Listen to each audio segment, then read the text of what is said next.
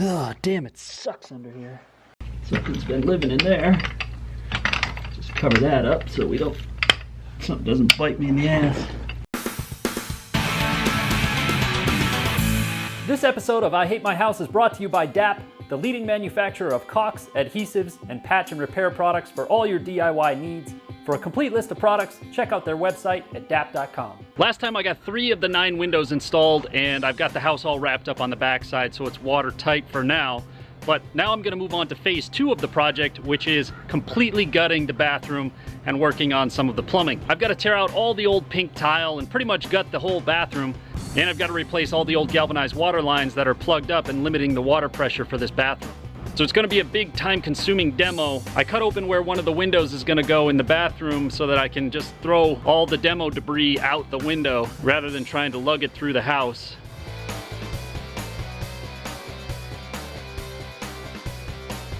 Getting the tile up off the floor has been extremely challenging.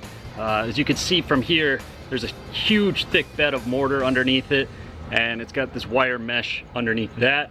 So the wire mesh is nailed down to the floorboards, and then the mortar bed holds it down, and then the tiles on top of that. So it's been really challenging to try and get this stuff up. I've actually found the best way to do it is just beat it with a sledgehammer and then come back with a shovel and try and pry it up. It's been a pain in the ass to get this up, but now that it's up, I actually can cut open the floorboards and get under the house. I wasn't planning to do this, but I find that that's gonna be the easiest way for me to access the plumbing lines where I need to be.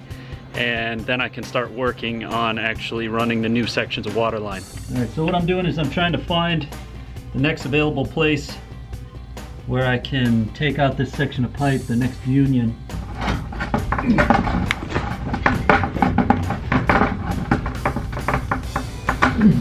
I see here this trap. This is the shower. This trap is all rusted out, so I'm likely gonna have to replace that because it looks like some water's starting to come through.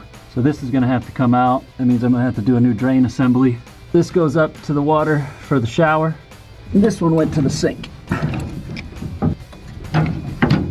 In order to go from here, I'm gonna have to remove this shower line, which is not gonna be my favorite thing to do right at the moment.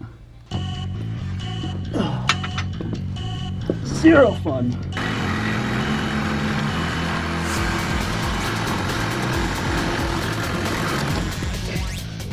So the new water lines for the bathroom are all going to be PEX runs underneath the house. It's easy to join together, you just need a simple tool. And because I'm working in a tiny little crawl space, it saves me a lot of effort. However, where the pipes actually come up through the floor, I'm actually going to use copper. And the reason why I'm going to use copper in the walls still is because of its rigidity. You actually, when you stub it out, you have a nice solid piece of pipe to work with. You don't have to worry about a flexible hose, all that kind of stuff. So I still use copper, but I use it in small doses. And the reason why I'm holding this up like this is because you can get these Sharkbite fittings, which are these 90 degrees. They're push fit, super easy to work with. However, when it comes to doing something like this with a shutoff valve on the end of it, I don't like to use these.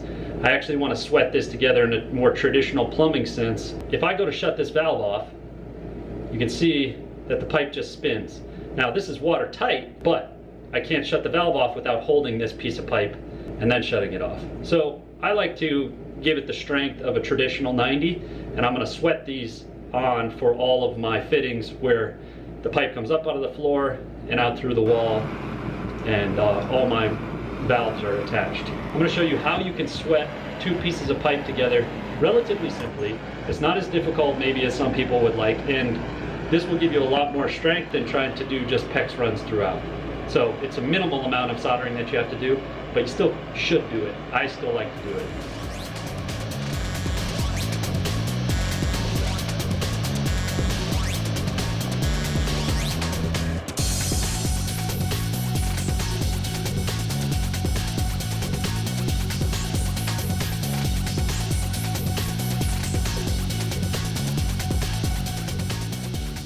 So here's what you end up with at the end.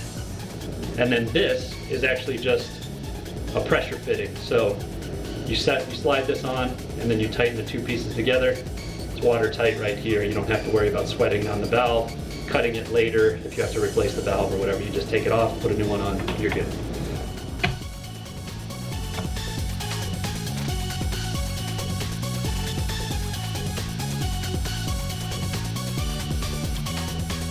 so it's pretty late, but I've managed to get the majority of the plumbing roughed in. I've got a little bit more work to do with the drain assembly and all that for the tub, but I'll deal with that later. And I'm hoping that tomorrow night I can actually finish up the little bit of demo that I still have to do and then get started on roughing in the electrical. Here's a fun little thing that I found while I was working on the electrical. It looks like they decided to modify the vanity lighting at some point and decided to just run a piece of Romex out the box here and then stick that out a hole in the wall. And then they didn't have a cover plate for this mud ring, so they just shoved it full of newspaper and then plastered over that. And it hasn't burned the house down yet, so I guess, you know, that's a good thing. And another thing that I found is that a significant portion of the original tongue and groove subfloor is pretty rotten. It looks as though the water has leaked from the toilet maybe, and so all of that has to be cut out and replaced, which kind of sucks. And also looks like there's some damage around the tub as well, which is going to have to come out, so that means the tub has to be moved as well. And so we moved the tub, and underneath it was a huge dead rat. So I'm glad I pulled the tub out of the way to get all this stuff out of here. It's pretty gross. But at least now I know that it's clean and I can seal this area so that this doesn't happen again.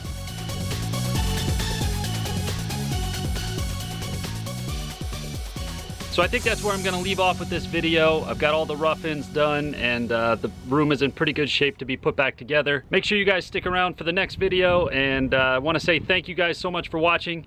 If you like this video, please hit that like button and leave a comment down below. And if you want to check out more of my home improvement or DIY videos, I'll leave the links to those right here. Or you can always visit my website at mrfixitdiy.com. Thank you guys so much for watching, and I'll see you next time.